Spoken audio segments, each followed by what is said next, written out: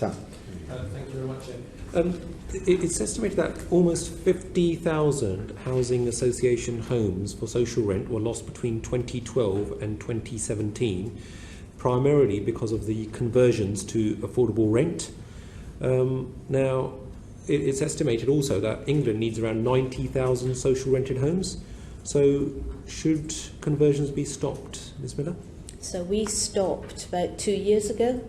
It was a condition of grant at the time that we would convert a certain proportion of the homes that we owned in order to create some additional subsidy within the system for us to be able to build affordable homes.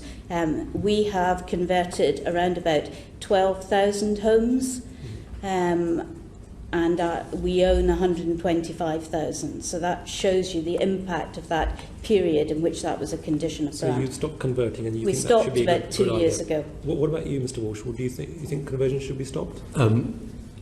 Unlike organisations in the South East or London, the difference between a social rent and an affordable rent in the North is very little.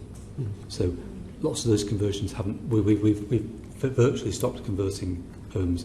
As Claire says, it was a condition of the funding regime to basically to see us through very low grant rates as a sector.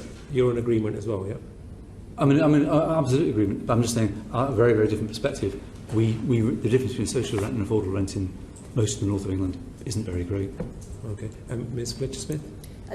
Same as both Jed and Claire. We only have about 5,000 affordable rented units in our stock of 53,000 general needs homes, and in overall we have, just with the acquisition of Trafford, about 100,000 homes now.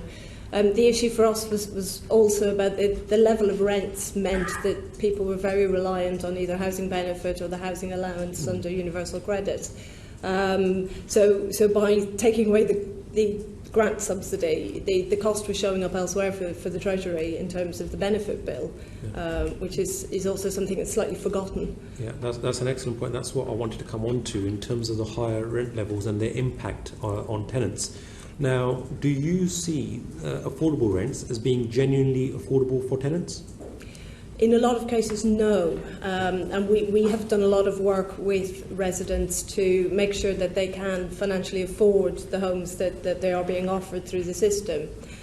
We have the L&Q Foundation, and within that we do a lot of work to support residents in accessing benefits they're entitled to, but very importantly accessing training and work opportunities as well. But we have found in many cases those rents are difficult to afford without help. Okay. Ms Miller, there's a lot of talk about providing certainty on rents. Now, how far in the future should the government be providing certainty on rents? As long as possible, because our capital markets rely on certainty. You will know that we borrow over the long term. Traditionally, housing associations have borrowed for 30 years. More recently, we're borrowing for periods of 19, 15 years, and the absolute requirement of the capital markets is certainty over that period of time. So if the rent regime gives us that certainty, it means that we can access money at a better rate and for a longer period. Okay, and I'm assuming that others are in agreement on that with regards to certainty on rents. Mr Walsh, what was the impact of the reduction of rents for the 4 years in a row on your development capacity and other decisions? The organisation basically halved its development output within a year, purely because there was an uncertainty of what happened after the 4 years. And as Claire says, it's very hard to borrow money in that environment. So I think we had a bit of that created a hiatus in the industry where I think some people took a deep breath to see what the long-term future would. We've recovered from that position, but it didn't help at all. And my experience across the sector is that halting of a certainty over rent and then reduction in rent basically took away a lot of development capacity from organisations who didn't rely on a cross-subsidy model. Okay. And that ability is sort of lost and gone and being rebuilt now. Yeah, I understand that, but on the other side of the story, you would accept that in terms of for many tenants, they cannot afford those rents, and therefore something has to give. So, the reduction actually needs to be taking place. Would you agree with that?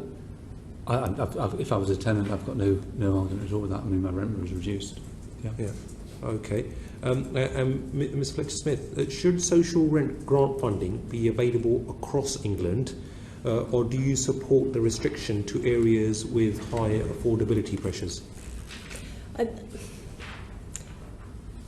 think affordability is a very relative question. I think some of the regimes that currently exist mean that there is an absolute need for social rent grant within London and the South East. That's absolutely clear. But if you take the acquisition of Trafford that we've recently completed, you take a tram from Old Trafford to Altrincham, and along those 5 to 7 tram stops, the affordability becomes quite acute by the time you get to Altrincham.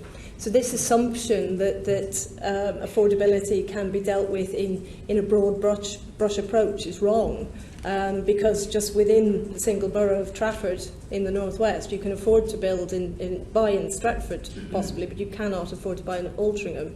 And also the rural areas that we are now building in parts of Warwickshire, for example, the affordability crisis there is fairly acute. And we need something that goes to a finer grain of an area than a very broad brush approach on grant. Okay, thank you, Chair.